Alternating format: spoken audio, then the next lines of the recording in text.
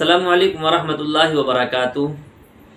جیسا کہ میں نے عرض کیا تھا کہ ہر نمازی کو کم از کم 10 سورت یاد ہونی چاہیے، کیونکہ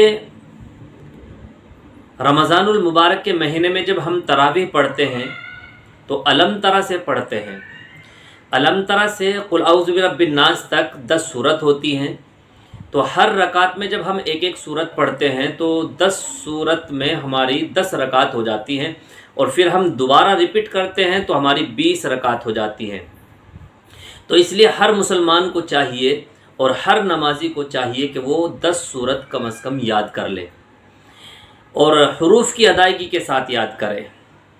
جن کو 10 سورت یاد ہے وہ اپنی 10 سورتوں کو چیک کریں، ان کے اندر کوئی غلطی تو نہیں ہے، کیونکہ قرآن کریم کی جو ہم سورت نماز کے اندر پڑھتے ہیں اس کو حروف کی ادائیگی کے ساتھ پڑھنا بھی ضروری ہے۔ تو انشاءاللہ اسٹیپ بائی اسٹیپ آپ ہر روز ایک سورت یاد کریں گے۔ آپ اس کو میری آواز سے میچ کر لیں اور سن کے اپنی جو سورت یاد کر رہے ہیں اس کو میچ کریں، اس کو دیکھیں کہ کوئی غلطی تو نہیں ہے، کوئی مسٹیک تو نہیں ہے۔ جب آپ بار بار سنیں گے تو انشاءاللہ آپ کی یہ جو بھی اس میں غلطی ہوگی وہ درست ہو جائے گی۔ تو آج ہم سورہ فیل پڑھیں گے، یعنی الم تر کیف فعل ربک باصحاب الفیل۔ یہ سورت آج ہم یاد کریں گے۔ تو شروع کرتے ہیں۔ اعوذ باللہ من الشیطان الرجیم، بسم اللہ الرحمن الرحیم۔ ألم تر كيف فعل ربك بأصحاب الفيل ألم يجعل كيدهم في تضليل وأرسل عليهم طيرا أبابيل ترميهم بحجارة من سجيل فجعلهم كعصف مأكول۔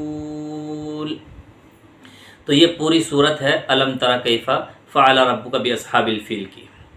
اس کو اب الگ الگ طریقے سے اس طرح سمجھے، جیسے الگ الگ حرف میں آپ کو بتاتا ہوں۔ الم تر کیف فعل ربک باصحاب الفیل، تو یہاں پر بڑی ہا نکالیے۔ آپ کوشش کریں گے تو انشاءاللہ بآسانی بڑی ہا حلق سے نکل جائے گی۔ تو سنیے، الم تر کیف فعل ربک باصحاب الفیل الم یجعل کیدہم فی تضلیل وارسل علیہم طیرا ابابیل ترمیہم، تھوڑا می کو کھینچیں گے، ترمیہم بحجارۃ من سجیل فجعلہم کعصف مأکول۔ معقول نہیں بولیں گے بلکہ اس میں جھٹکا دیں گے، مأکول۔ تو اس طریقے سے آپ اپنی سورت کو یاد کریں۔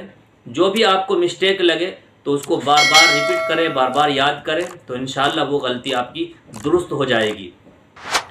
ایک بار میں سمجھ میں نہ آئے تو بار بار آپ اس کلپ کو سنیں اور اپنی صورت کو صحیح کرنے کی کوشش کریں، کیونکہ حضور اکرم صلی اللہ علیہ وسلم کا ارشاد ہے کہ سب سے بہتر وہ شخص ہے جو قرآن کریم کو سیکھے اور سکھائے۔ تو آپ خود سیکھیں اور دوسروں کو سکھائیں۔